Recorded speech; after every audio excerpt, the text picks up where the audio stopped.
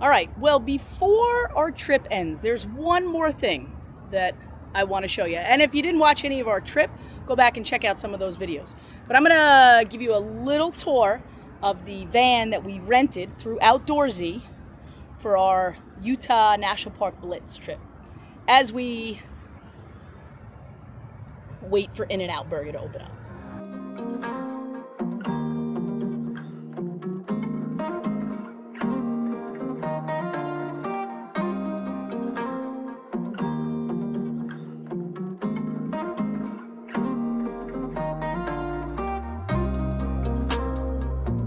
All right, so this is the Winnebago Revel. It's a 4x4. This is a 2024. Again, as I said, we rented this from Outdoorsy. The guy we worked with, his name was Michael, and he was absolutely incredible. Anything we needed, he was very responsive. I can't say enough about him and his RV. So let's take a look. So first thing you notice outside here is there's a wide door opening. And there's actually a roll down screen right there, which is really cool. Keeps the bugs out. There's a little table. Let's see if I can get it open.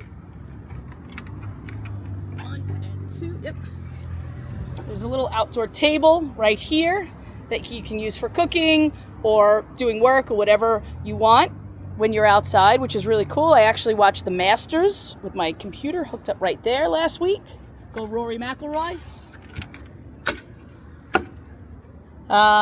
What other features on the outdoor? There is an awning. Sorry for the sun. There is an awning. We actually never used it because it was kind of windy where we were. You have your refrigerator is actually right here, which is really convenient because you can get things out and load things in when you're outside. You don't have to go inside to actually use the refrigerator. Got outlets are everywhere. USB ports are everywhere. All right, moving into the RV. It's small, but it really gives you everything you need. There's an awesome little grab bar right here. It's an awesome little grab bar right here that, yes, I'm getting old and I did need. So you come in, there's a little dinette right here with a little table that swivels. You got your 2 captain's chairs, one here, one here. Get your captain right there. These chairs do swing around, so they create like a seating environment here. Do you want me to show them? Sure. This is the cab right here. This seat swivels around too. Jill's gonna swivel that seat around for you. You got storage up here that we used for an abundance of stuff since we were traveling. You have storage over here, pretty big too, actually. You got storage up here, pretty big. You have storage right here, which actually houses the cooktop that we never used because we ate out every single meal.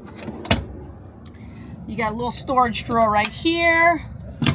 Got a little storage drawer right here. And you got some more storage right here. So, decent amount of storage. Oh, and the pantry. I totally forgot about that. And then you got a pretty big pantry right here. Which, the RV, by the way, when you rent it, comes with the essentials. Things that you need. There's a nice little cubby right here, or caddy, that has all sorts of cleaning supplies in it. There's the captain on her rotated chair right there, which does create a nice seating space. In the evening, we flip that around in the evening, right? You have your bathroom right here. It's a wet bath, all right? I've replaced everything the way it was, but you do have your cassette toilet right there, and it's a shower. So these shelves can be removed, and then you can use it as a shower. We actually never used it as a shower, but we did use the toilet. If I'm being honest, emptying the cassette toilet was really not as hard as I thought it would be. It was actually pretty simple. You can empty it anywhere, basically. I emptied it in a couple of pit toilets at some of the national parks. Super, super easy. It does fill up relatively quickly, but it was way easier than I thought it would be. Okay, back here, let's turn the light on for you. Light switches over here. Okay, back here is like your cargo storage. We have all our luggage in here right now because we're heading back to the airport. Boo-hoo.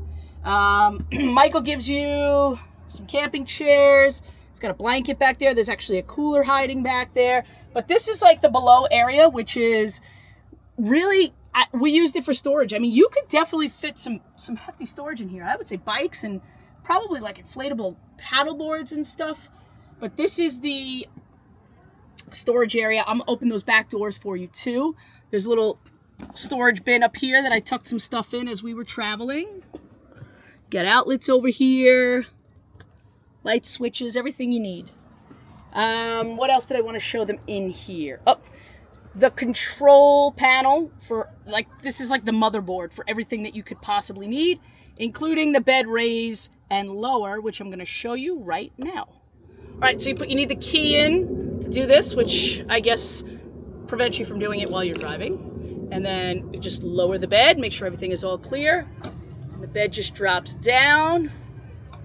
We added a mattress topper up there because I'm going to be honest, the bed wasn't really that comfortable. So here's the bed. Mattress topper is on it.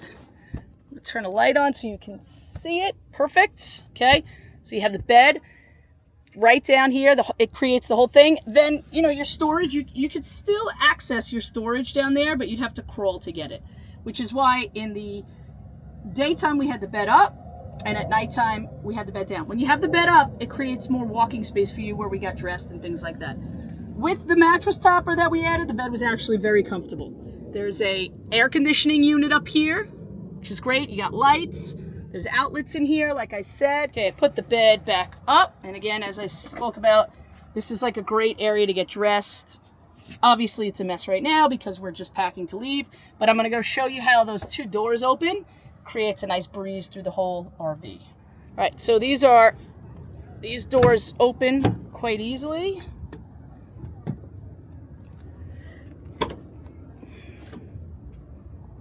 Okay, and now you have access to everything back here. There's also a shade up there that pulls down, which is really nice to let a little breeze through. There's your wet bay right here for everything that you may need. In fact, let me put this back on to dry camping mode. Okay, and honestly, it's pretty dummy proof. You have little cargo nets right here for storage. You have an outdoor hose that can be hooked up right here. You have your freshwater hose or a little storage bin tucked in there. You got lots of USB outlets and light switches and things like that. And there is a bike rack on this. We didn't use it, but you could attach bikes to the back. The other thing I want to talk about is the ladder. There's a ladder that goes to the top. There are solar panels on the top, by the way. This ladder cannot be used on the back of the RV. You have to take it off the back of the RV, put it on the side of the RV to use it. So I did see some people driving with the ladder on the side. I don't know why it's stored in the back if you can't use it in the back. It should just be stored on the side. I'm not really sure. But neither way, we didn't use it. But just so you know. And that's about it. This was just a quick video of the interior. If you're looking for more technical stuff, I'm sure there's a ton of other videos out there that you could look up, but I just wanted to show you how we used it, and actually, we loved it. We would rent it again, yes? For the week. For the week. I mean, it was definitely a little tight, but I love the versatility of it, being able to park it, like right now, in the in-and-out parking lot, right? That was awesome. But we loved it, and we highly recommend it. If you are looking for renting an RV for 2 people, this is fantastic. Jill, you want to update the people? It's closed for Easter Sunday. Yeah, well, In-N-Out Burger is closed because it's Easter Sunday. I guess I have to head back east without my In-N-Out Burger. Ugh.